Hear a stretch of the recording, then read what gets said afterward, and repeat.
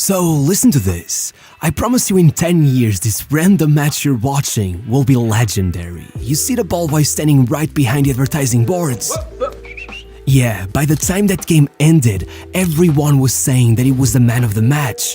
When his team gave away the penalty that would send them into the relegation zone with only 7 minutes left on the clock, the kid yelled at the keeper to jump to his right, and he saved it.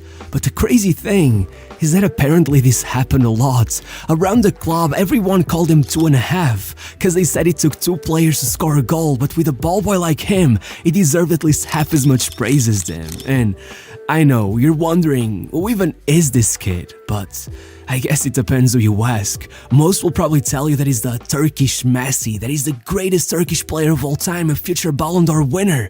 But his real name is Arda Güler. And what makes him so special is that despite the fact he's already receiving all of this praise, despite the fact he's been one of the best players at this summer's Euros, he's still only 19 years old. Think about it, when he was born, Ronaldo was already on the Ballon d'Or list. For a Turkish kid to reach these heights so quickly is simply unprecedented. So much so that, when a scout finally found him, no one even believed him.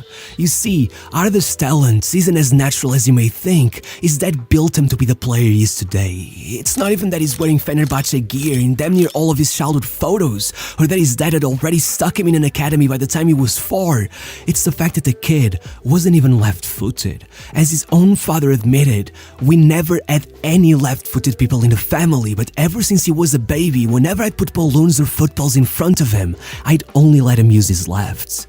By the time the kid had moved to Gençler Birlik's academy at 9 years of age, he already had his entire career planned. He kept telling everyone, from here I'll move to Fenerbahce, then to Europe once I'm 18. And everyone believed him. I mean, his coaches struggled to understand how it was even possible that he was already so good. One of them would even tell the press it was as if the ball was one of his organs, part of his body. At 13 years of age, he was already so mesmerizing that club president Murav Javjav had repeatedly told the board that the boy was not to be sold for less than $1 million. But well, then Mr. Javjav passed away and his best kept secret was exposed. Only a year later, a Fenerbahce scout named Serhatbek Messi was sitting in the stands hoping to watch some other kid when, in his own words, once there, all I could see was Arda. By the end of the match, I followed him to his father's car. They took me into their home. His old room was Fenerbahce, posters all over the walls. He told me his dream was to become the next Alex. But I guess it all seemed a bit too perfect because when Serhat told the club about this kid he claimed could be a starter for Fenerbahce by the time he turned 15, the president himself pretty much kicked him out the door thinking that he was making up stories. In his own words, no one took me seriously. I felt like Don Quixote, like I was imagining things, but I didn't give up. At the risk of losing my job, I prepared the DVD with all of Arda's best plays and begged the president's driver to show it to him. Only a few days later, he was already calling him asking how much money he should pay for the kid, but when Serhat told him I would pay $500,000 lira without thinking twice, the president replied, "What are you saying? They only asked for 250, and though by the end they even managed to negotiate it all the way down to 150, about the same as 23,000 euros, they ended up conceding to a 20% sell-on fee, which they'd soon realize was a big mistake. Once at the club, though the pandemic stopped him from ever getting the chance to debut at 15 and make Serhat's prophecy a reality, he pretty much joined the under-19 straight away, and only a few months later, manager Vitor Pereira had already bumped him up to first-team training, telling the press that I worked in FC Porto's academy for years and I can say I did not see many players get close to Arda's level. But the thing is, he was still nowhere near his full potential. At that point, despite the 4-year difference between him and his teammates, Arda was on 7 goals and 4 assists in 19 matches, but as impressive as that was, the moment they went into the playoffs, he pulled off 6 goal contributions in just 3 matches, and so, only 2 games into the next season, he was finally getting his debut. The game after that, he was coming in with 3 minutes left and getting his first assist, and by his third, he was being subbed in for Mesut Ozil himself. At 16, he was quite literally replacing one of his biggest idols at the club of his dreams, and soon, much thanks to Güler, there would be no Ozil to be replaced. Over the next 2 months, Güler proved those playoff matches had been no fluke, not just getting 9 goal contributions in just 6 matches back with the under-19s, but being called up for the Turkish under-17s and getting another 3 contributions in 3 matches, meaning that even though an injury stopped him for about a month right at that very moment, once he made it back, Vitor Pereira got in the sack, and with new manager Ismail Kartal looking to shake things up, he called Güler up to play in the Conference League, and the kid immediately went in with 2 assists against Slavia Prague, 1 at home and a ridiculous 1 while playing away, somehow managing to sneak his first ever league start right in between those 2 games, and still taking the Man of the Match award with an overwhelming 87% of the votes. At that point, the entire country was behind Güler. Every match the Fenerbahce fans chanted his name, hoping the manager would bring him in, and so, with 10 matches left in the league season, Kartal found himself 20 points off the top of the table, stuck at a 2-goal draw against Alanyaspor, and knowing that Güler had just carried Turkey's under-17s to the Euros with 2 more goals in the final qualification matches, he caved into the fans' demands, and for one final time, Ozil was subbed out for Güler. And not only had he already put them in front 3 minutes later, making himself the youngest ever player to score for Fenerbahce, but he then proceeded to get 2 assists as well, turning what seemed like a match to forget into a 5-2 humiliation. From there on out, there was no way to deny this 16-year-old deserved more game time, so the decision was made to bring him in for every match that was left of the season, and damn, despite the fact Fenerbahce ended up drawing 2 out of the last 3 league matches the moment Güler went out with a hip injury, while he was still available, he led them on a 7-match winning streak, not just getting 2 more goals and an assist, but changing every match the moment he came on, even though he barely ever got more than 20 minutes on the pitch, still managing to bring Fenerbahce all the way up to 2nd place, within 8 points of the title. Once all was said and done, Güler had averaged a goal every 44 minutes throughout the entire season, meaning that, as much as it was too soon to take conclusions, it was a fact that not even prime Messi had managed to pull numbers that absurd. So, with that silky left-footed dribbling, the Turkish fans could not resist the comparison, and before you knew it, Arda Güler had become the Turkish Messi. His market value had increased tenfold, and there were offers from Arsenal and Bayern, but if there were any worries the hype could get to him, well, as the scout who found him would say, he is a 16-year-old kid with the mentality of a 30-year-old veteran. His family raised him to be as mentally tough as they get. They will never allow anything to spoil Arda's future. So when in his 3rd season, legendary Jorge Jesus, who's notorious for refusing to work with younger players, took over the team and proceeded to kick Ozil out of the club, instead choosing to extend Arda's contract for a further 3 years before handing him the number 10 instead, suddenly, it wasn't just that a 17-year-old had made Ozil seem disposable. It was about the fact that, with that number on his back, he was now responsible for carrying on the legacy left by the likes of Robin van Persie, JJ Okocha, Tanju Cholak, Diego Ribas, and above all, his idol Alex Sousa. So with Jesus still insisting on keeping him on the bench despite all that had happened, right on his 1st league match of the season, Güler came in late and added 2 more goals to his tally, meaning that by November, with Fenerbahce needing a win against Dynamo Kiev to secure the top spot in the Europa League group, Jesus gave him what was still only the 5th start of his career, and he pulled off yet another man of the match performance, scoring the opener by lobbing the entire defense, and then putting in the corner that settled the result at a 2-0 win,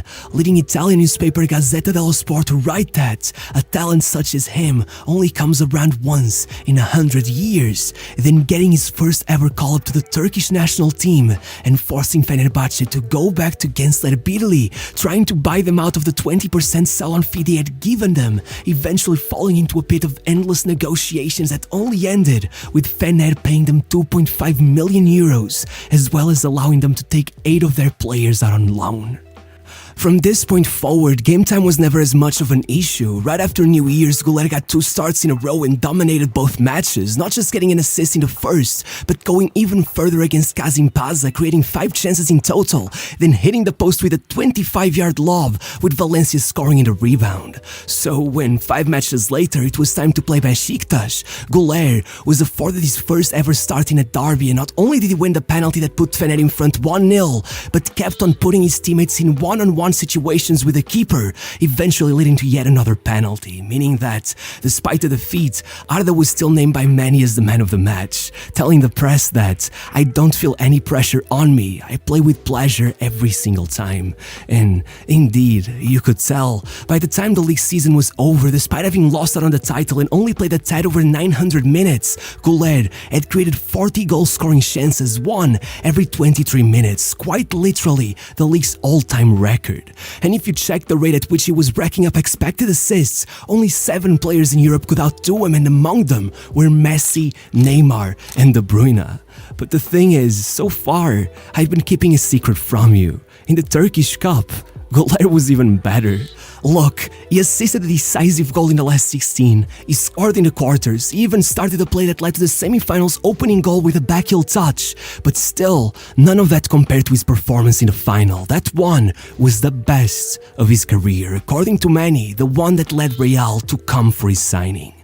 Going up against Başakşehir, everyone thought it would be a tough game, but instead, only 1 minute in, Guled had already assisted the opening goal, and he did not slow down. He was virtually unplayable all match. Not only did he barely ever lose possession, he completed 91% of his passes, he did not miss-hit a single long ball, but most impressively, in that final, he created 8 goal-scoring chances. Not 1, not 2, not 3 or 4, 8 in a single match. There have not been many players able to reach those numbers, let alone in a final at 18 years of age. It wasn't even up for discussion who was the man of the match. In fact, a week later, after he became the youngest player to ever score for Turkey in an official match, with a strike so ridiculous the British commentator said that a goal like that should automatically win any match, Tuttosport named him in the initial list for the Golden Boy Award.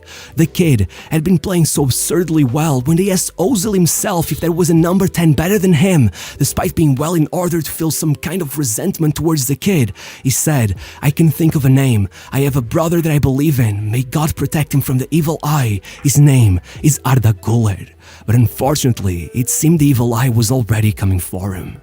With his father having negotiated a surprisingly low €17.5 million release clause into his contract, the transfer rumors had been going wild for months. Arsenal, Liverpool, Bayern, Dortmund, PSG, Benfica, Newcastle. It looked like every club in Europe was willing to go into a free-for-all for his signing, and as much as everyone in Turkey seemed to be uniting forces with the goal of keeping him in the club, no one could change his mind, and as the negotiations moved on, it seemed almost certain that he would join Barcelona. You see, with Barca having just come to terms with the reality that Messi's comeback was never gonna come true, they felt like signing the Turkish Messi would be the easiest way to appease the fans, so they went after him with all they had. But just as Real once bid above the release clause for Vini just to stop Barcelona from getting the kid they called the next Neymar, they pulled the same stunt once again, making Fenerbahce an offer that could go up to 30 million with bonuses, and even adding a 20% sell-on fee, which, to put it lightly, was just completely mad.